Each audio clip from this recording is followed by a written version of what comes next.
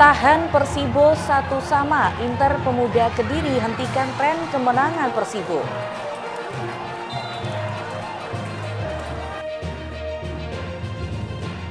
Ratusan warga antri urus surat kesehatan untuk daftar KPPS di Tuban.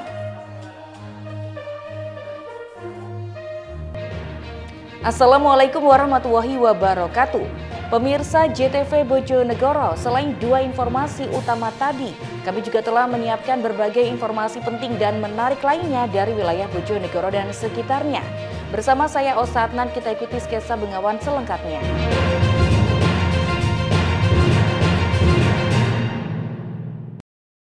Pemirsa, kita awali informasi yang pertama.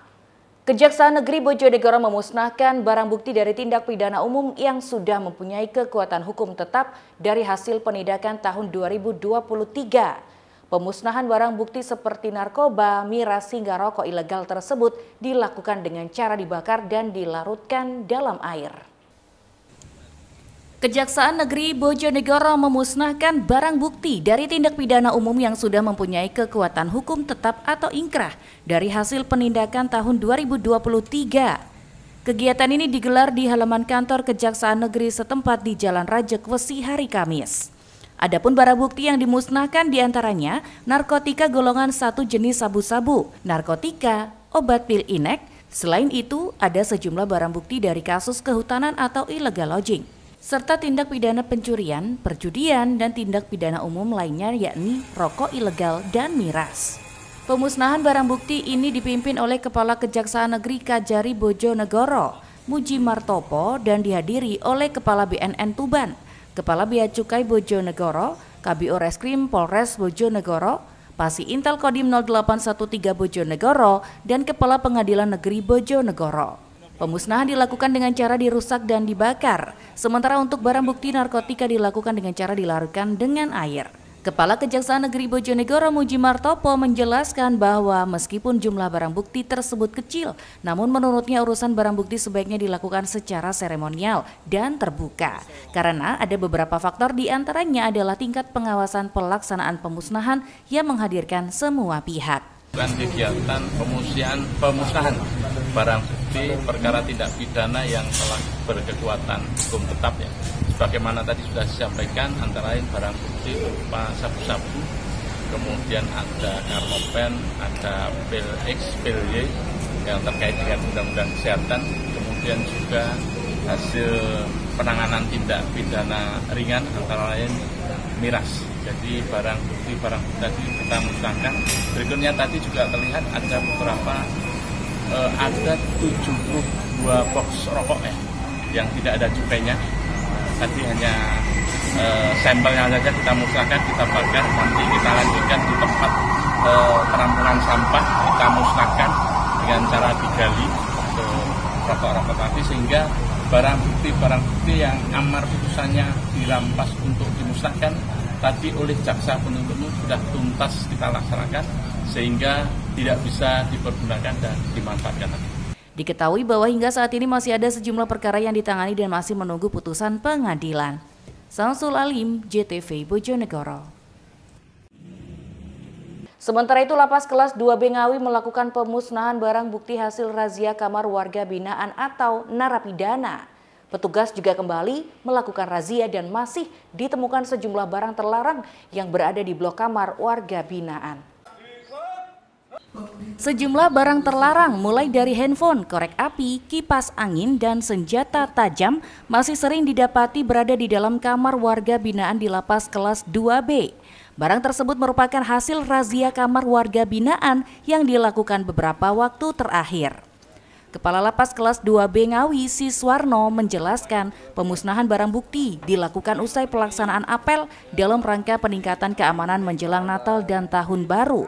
Barang bukti yang dimusnahkan hasil dari razia di blok atau kamar warga binaan. Pemusnahan dilakukan dengan cara dibakar serta dimasukkan ke dalam air.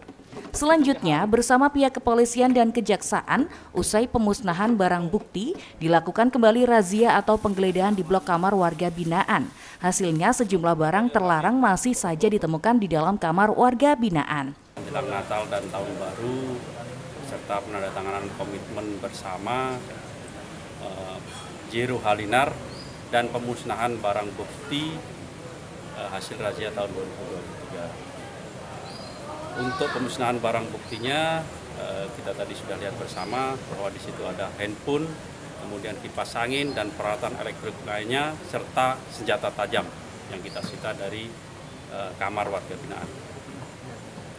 Untuk komitmen penandatangan komitmen bersamanya, kita melaksanakan penandatanganan secara bersama-sama berkomitmen untuk di Lapas Ngawi ini Zero Halinar.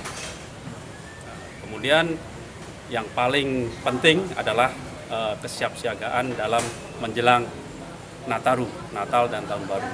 Sementara dalam kegiatan apel pengamanan hingga pemusnahan barang bukti dan razia kamar warga binaan juga diikuti langsung oleh Kapolres Ngawi, Pasi Intel Kodim 0805 Ngawi, dan Kajari Ngawi.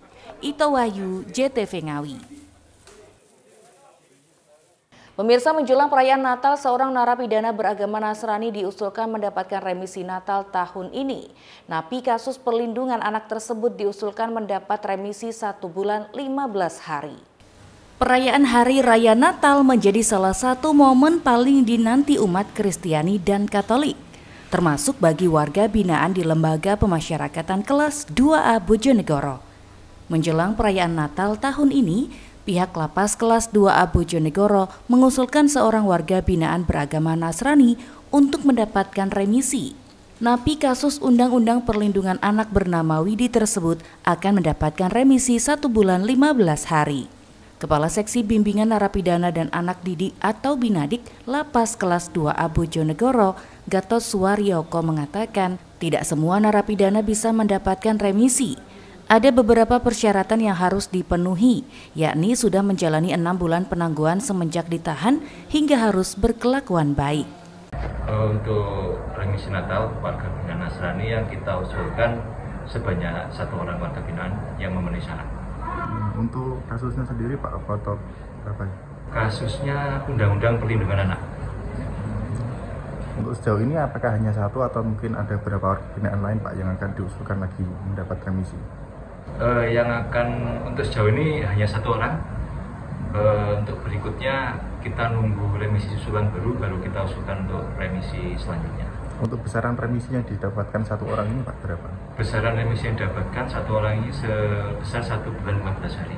Pihak lapas setempat berharap baik narapidana yang mendapatkan remisi maupun tidak agar selalu menjaga keamanan dan ketertiban serta selalu mengikuti bimbingan kerohanian di dalam lapas.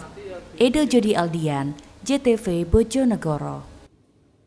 Pemirsa, jangan kemana-mana karena sesaat lagi kami akan segera kembali dengan informasi mengenai Polres Lamongan tangkap 2 remaja pelaku pencurian kotak amal masjid. Tetaplah bersama kami.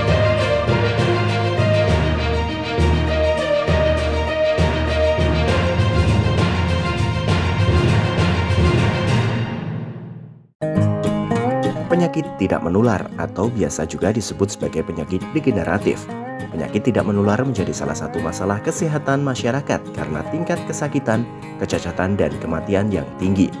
Jenis penyakit ini berkembang secara perlahan dan terjadi dalam jangka waktu yang panjang.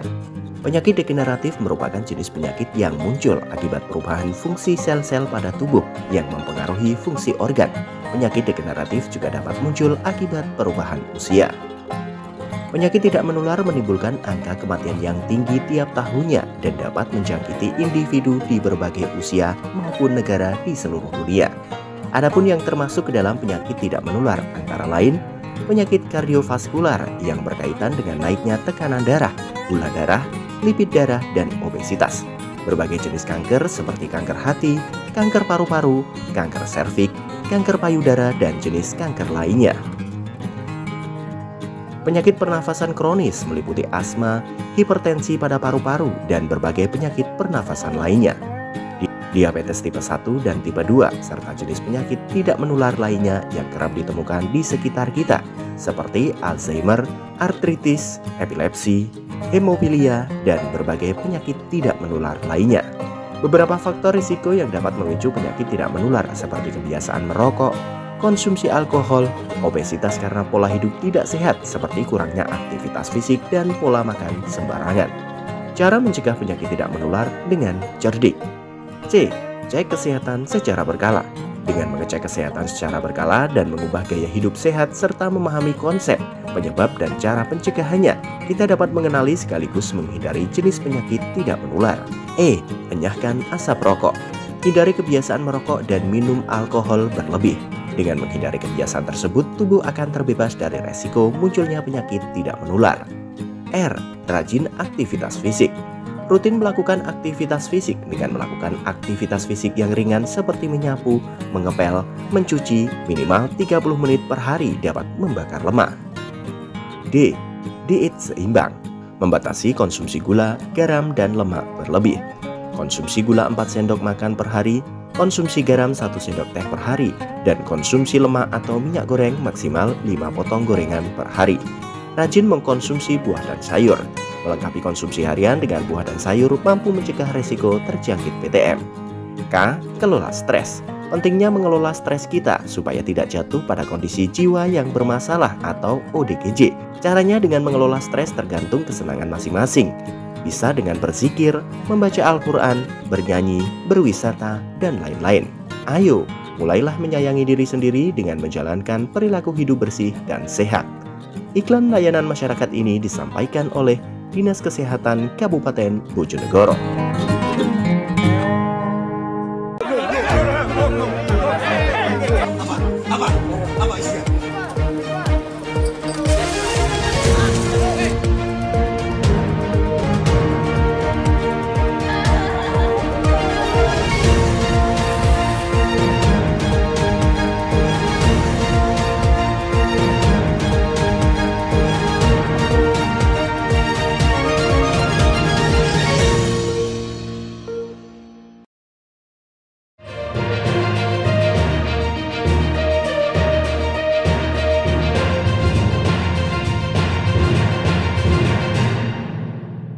Terima kasih pemirsa, Anda masih di Sketsa Bengawan. Satreskrim Polres Lamongan menangkap 2 orang remaja pelaku pencurian kotak amal masjid. Di hadapan polisi, kedua pelaku mengaku telah melancarkan aksinya di 5 masjid yang ada di Kabupaten Lamongan dan Bojonegoro.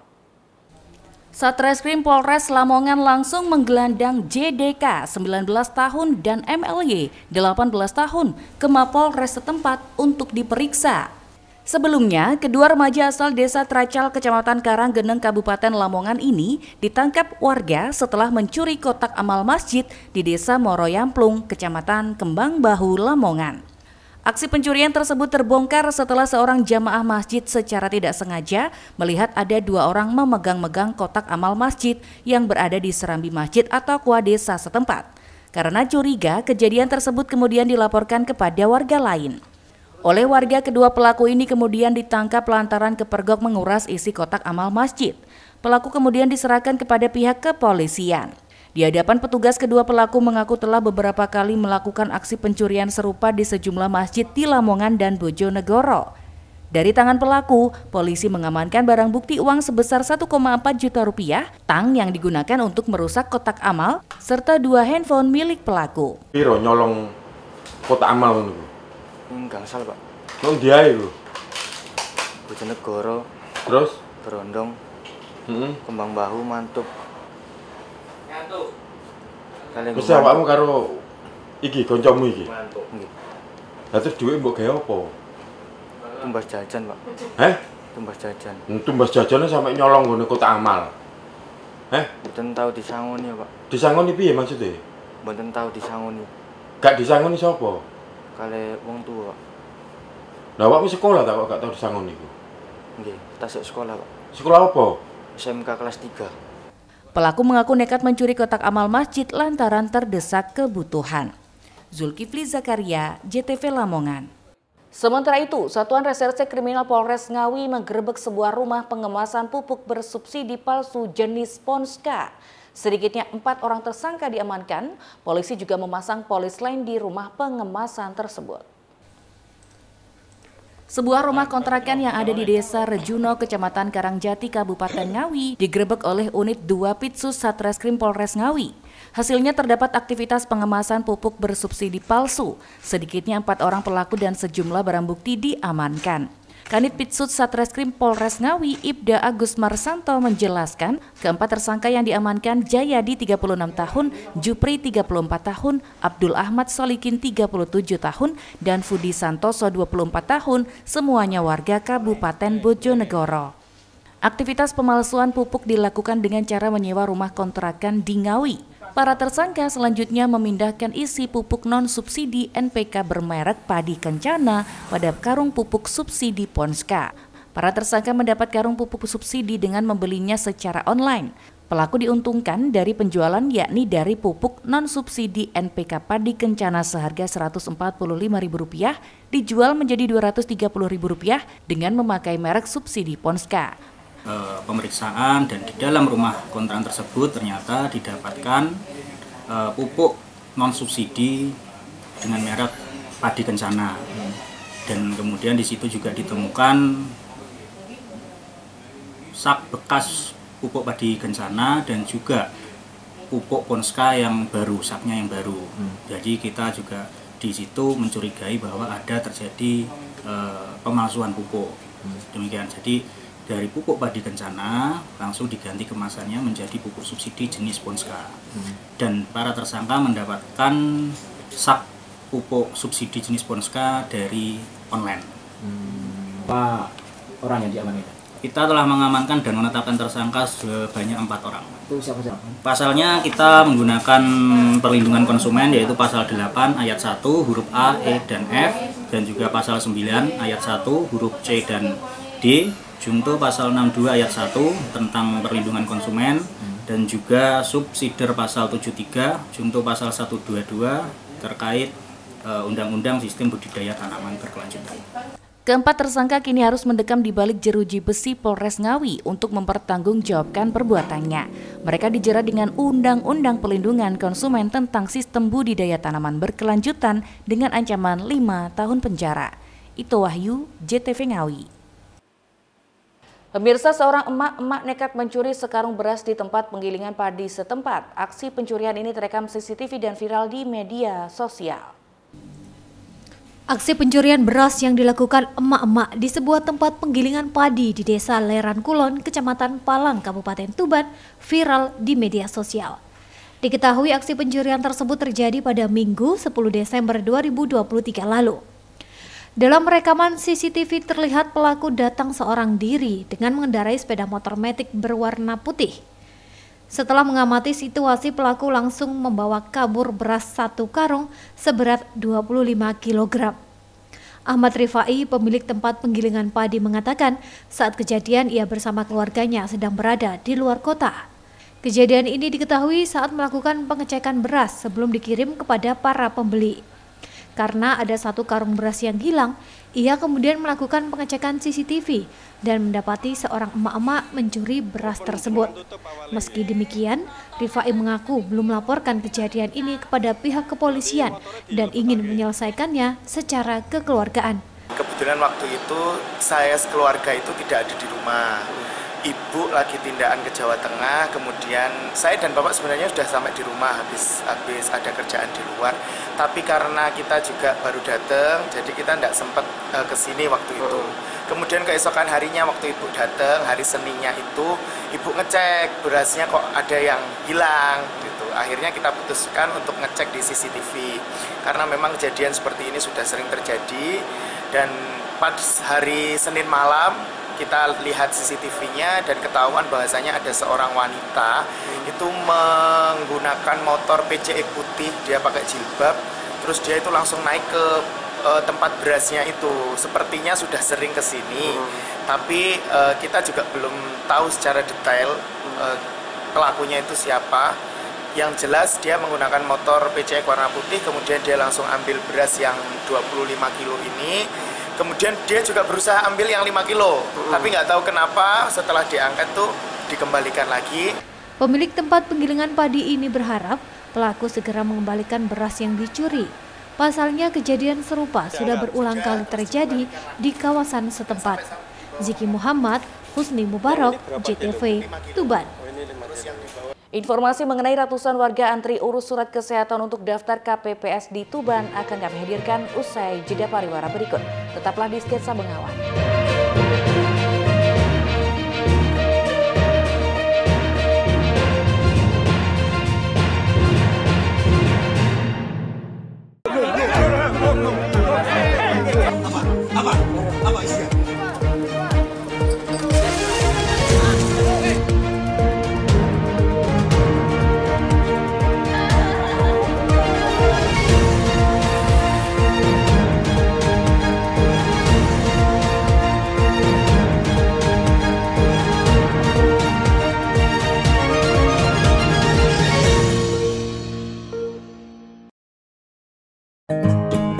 Penyakit tidak menular atau biasa juga disebut sebagai penyakit degeneratif. Penyakit tidak menular menjadi salah satu masalah kesehatan masyarakat karena tingkat kesakitan, kecacatan, dan kematian yang tinggi. Jenis penyakit ini berkembang secara perlahan dan terjadi dalam jangka waktu yang panjang. Penyakit degeneratif merupakan jenis penyakit yang muncul akibat perubahan fungsi sel-sel pada tubuh yang mempengaruhi fungsi organ. Penyakit degeneratif juga dapat muncul akibat perubahan usia. Penyakit tidak menular menimbulkan angka kematian yang tinggi tiap tahunnya dan dapat menjangkiti individu di berbagai usia maupun negara di seluruh dunia. Adapun yang termasuk ke dalam penyakit tidak menular antara lain penyakit kardiovaskular yang berkaitan dengan naiknya tekanan darah, gula darah, lipid darah, dan obesitas. Berbagai jenis kanker seperti kanker hati, kanker paru-paru, kanker serviks, kanker payudara, dan jenis kanker lainnya. Penyakit pernafasan kronis meliputi asma, hipertensi pada paru-paru, dan berbagai penyakit pernafasan lainnya.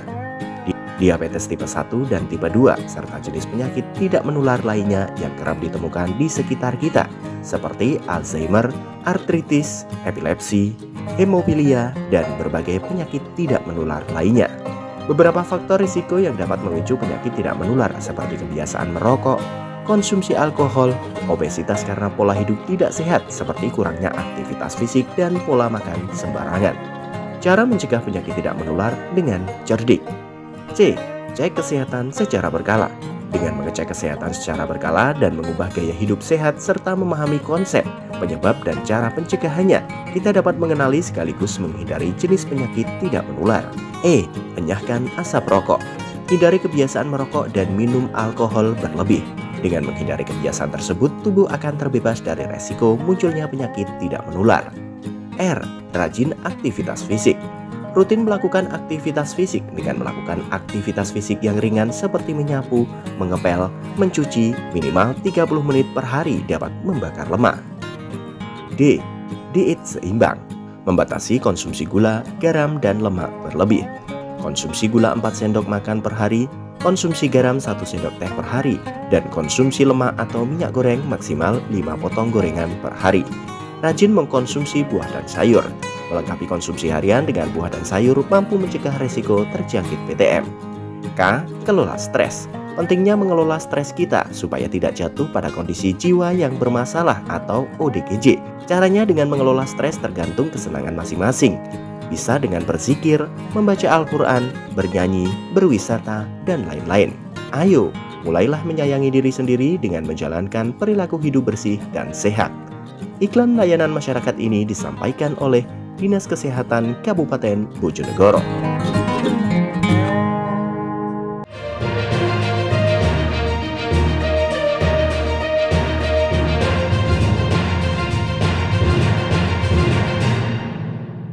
Terima kasih pemirsa dan masih bersama kami.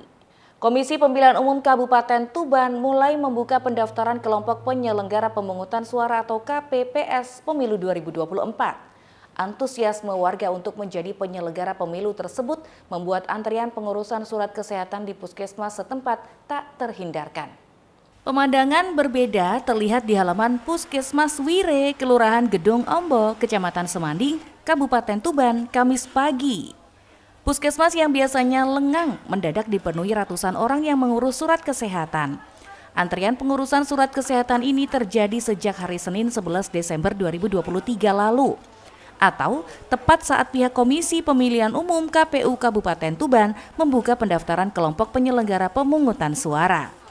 Surat keterangan kesehatan ini menjadi salah satu persyaratan wajib untuk mendaftar sebagai KPPS. Selain diperiksa kondisi kesehatannya seperti tensi, tinggi badan hingga berat badan, peserta juga diwajibkan tes gula darah dan kolesterol.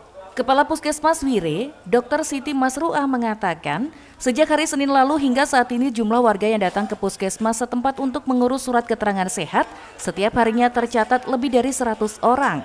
Padahal pada hari normal tidak sampai 10 orang. Dr. Siti Masruah menambahkan data dari pihak KPU setempat, jumlah pendaftar KPPS yang mengurus surat sehat di Puskesmas Wire ada sebanyak 1.143 orang. Bahkan jumlah tersebut bisa bertambah. Ya, karena kalau dari data untuk Puskesmas Wire ini kan sekitar 1.143. Ya mungkin untuk kedepannya ini ya mungkin akan bertambah bisa karena harinya ya dikejar oleh hari. Yang katanya ada yang bilang tanggal 19 terakhir, ada yang bilang sampai tanggal 20. Kalau di pengumuman itu tanggal 11 sampai tanggal 20. Dok, kalau untuk surat keterangan sehat ini yang diperlukan apa saja tesnya itu? Tesnya untuk tes ya, untuk syarat persyaratan labnya dari laborat itu untuk KPPS ini adalah tes gula darah dan kolesterol.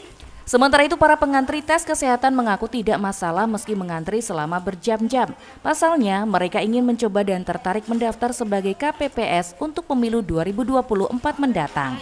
Ini tadi ngantri apa? Ngantri untuk surat keterangan sehat untuk keperluan KPPS. Ini dari ngantri dari jam berapa tadi? Tadi dari setengah 11 dipanggil jam 12. Ini baru pertama kali ikut KPPS? Iya, ini pertama kali saya ikut KPPS. Untuk daerah mana? Saya di Kelurahan Karang. Kelurahan Karang. Alasannya ikut KPPS apa? Karena tertarik aja sih, karena sebelumnya kan hanya lihat aja dan pengen coba-coba aja sih. Sekedar diketahui, pendaftaran calon anggota KPPS di Kabupaten Tuban dibuka mulai tanggal 11 Desember dan akan ditutup pada 20 Desember 2023 mendatang. Ziki Muhammad, Husni Mubarok, JTV Tuban. Sementara itu berbagai persiapan terus dilakukan Komisi Pemilihan Umum Kabupaten Lamongan menjelang pemilu 2024. Untuk logistik, KPU setempat kini tengah mengebut proses perakitan kotak suara. Bahkan dalam 2 hari terakhir, petugas berhasil merakit 1.300 kotak suara. Suasana sibuk terlihat di gudang logistik Komisi Pemilihan Umum KPU Kabupaten Lamongan Kamis pagi. Sejak 2 hari terakhir, sejumlah petugas disibukkan dengan perakitan kotak suara untuk pemilu 2024 mendatang. Bahkan sampai saat ini pihak KPU Lamongan sudah menyelesaikan perakitan 1.300 kotak suara. Sementara logistik kotak suara yang dikirim ke gudang KPU setempat sebanyak 1.400 kotak suara. Jumlah kotak suara tersebut masih kurang sebanyak 19.419 kotak suara. Pasalnya, jumlah yang dibutuhkan tercatat sebanyak 20.819 kotak suara. Meski demikian, perlengkapan lain seperti tinta, ATK, alat coblos, hingga bilik suara sudah lengkap. Sedangkan surat suara baru akan dikirim pada bulan Januari 2024 mendatang. Belum diketahui pasti kapan kekurangan kotak suara tersebut akan dikirim ke gudang KPU Lamongan. Meski demikian, pihak KPU optimis seluruh jadwal pendistribusian logistik sudah sesuai jadwal yang ditentukan. Provinsi itu masih 14.000 kotak. Kotak suara? Kotak suara. 14 atau 1.400? 1.400 kotak suara. Ya, kotak suara. Selama 2 hari ini ada perakitan, sudah dapat 1.300 kotak. Jadi kalau terkait dengan kotak itu masih mengalami kekurangan, Pak ya? Masih banyak kekurangannya. Kapan rencananya belum tahu, Pak? Belum tahu. Pasti ada pemberitaan lagi, ada pengiriman. Zulkifli Zakaria, JTV Lamongan. Pemirsa, tren kemenangan Persibo Bojonegoro terhenti setelah ditahan imbang Inter Pemuda Kediri 1-1 dalam laga lanjutan Liga 3 Jawa Timur yang digelar di Stadion Legend Haji Sudirman Bojonegoro Rabu sore. Meski demikian, Persibo masih kokoh di puncak klasemen Grup N dengan 10 poin. Laga lanjutan Grup N Liga 3 PSSI Jawa Timur antara Persibo Bojonegoro melawan Inter Pemuda Kediri digelar di Stadion Legend Haji Sudirman Bojonegoro Rabu sore. Tim tamu berhasil memutus tren kemenangan tuan rumah setelah bermain imbang 1-1. Sejak peluit babak pertama dibunyikan, Laskar Angling Dharma langsung bermain menyerang. Namun solidnya pertahanan Inter Pemuda Kediri membuat sejumlah peluang emas yang diciptakan Persibo gagal berbuah gol. Skor 0-0 bertahan hingga turun minum. Pada babak kedua, pelatih Persibo Bojonegoro Iwan Setiawan mencoba mengubah pola permainan. Serangan lebih sering dilakukan dari sayap kiri untuk menembus barisan pertahanan Inter Pemuda Kediri. Hasilnya, pada menit ke-76, Ahmad Faizul berhasil mencetak gol pertama. Gol cantik pemain Persibo nomor punggung 19 itu diciptakan melalui sepakan kaki belakang dan mengubah kedudukan menjadi 1-0. Namun Persibo tidak bisa mempertahankan keunggulannya. Kesebelasan Inter Pemuda Kediri berhasil menyamakan kedudukan melalui serangan balik yang cepat pada menit 89. Tendangan jarak jauh Muhammad Raihan Mahendra mampu merobek jala gawang Persibo Bojonegoro. Pemain Inter Pemuda Kediri bernomor punggung 13 itu menyelamatkan timnya dari kekalahan pada menit akhir. Kalau dari babak pertama kita bisa curi gol dari beberapa peluang, pasti kita beda. Karena di situ agak kita kesulitan curi gol, jadi ya yang lain juga terbawa. Makanya dari babak kedua tadi ada suntikan dari head coach, ada evaluasi. Jadi yang kurang ini, yang kurang. Jadi diperbaiki di babak kedua. Alhamdulillah dengan masuknya salah satu striker bisa ada pembeda, meskipun mereka bisa cetak gol lagi untuk balas kedudukan. Selanjutnya tetap sama, target kita lolos Liga 2, jadi tidak ada berkurang sama sekali untuk rasa semangat untuk lolos di putaran selanjutnya. Apalagi kita targetnya tinggi tahun ini, kita harus naik kasta ke Liga 2. Hasil imbang ini sekaligus memutus 3 kemenangan beruntun Persibo pada laga sebelumnya. Meski demikian, Persibo masih kokoh di puncak klasemen dengan raihan 10 poin, disusul Madiun Putra FC 9 poin, Persatu 3 poin, dan Inter Pemuda Kediri 1 poin. Samsul Alim, JTV Bojonegoro. Pemirsa, berikut tadi informasi terakhir di Sketsa Bengawan edisi hari ini. Jangan lupa follow media sosial kami di alamat di bawah ini dan juga kirimkan kritik saran Anda ke alamat email jtvbojonegoro@jtv.co.id. Saya Osa Adnan beserta seluruh kerabat kerja yang bertugas mohon undur diri dari hadapan Anda. Terima kasih atas kebersamaannya. Wassalamualaikum dan sampai jumpa.